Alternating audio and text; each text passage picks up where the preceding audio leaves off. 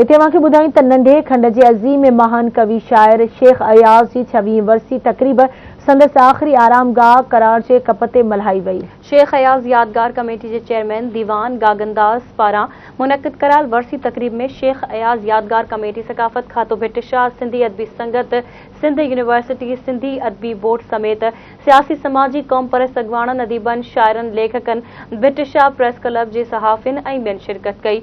शेख अयाज़ यादगार कमेटी के चेयरमैन दीवान गागनदास, अदीब ऐं दानिश्वर डॉक्टर कादिर बख्श मक्सी, ताज जोयो, नसीर मिर्ज़ा ऐं ॿियनि मुक़र्रिरनि पारां शेख अयाज़ जी ज़िंदगी ते मकाला पढ़ी खेसि ज़बरदस्त भेटा पेश कई। मुक़र्रिरनि जो चवणु त शेख अयाज़ वॾो इनक़िलाबी शाइर हो। हुन पंहिंजी शाइरी ऐं नसर वसीले नौजवाननि में जिदोजहद करण जो उत्साह पैदा कयो। हुन चयो त शेख अयाज़ पंहिंजी शाइरी ज़रिए इनक़िलाब आणण ऐं पंहिंजा हक़ वठण जो ॾसियो आहे।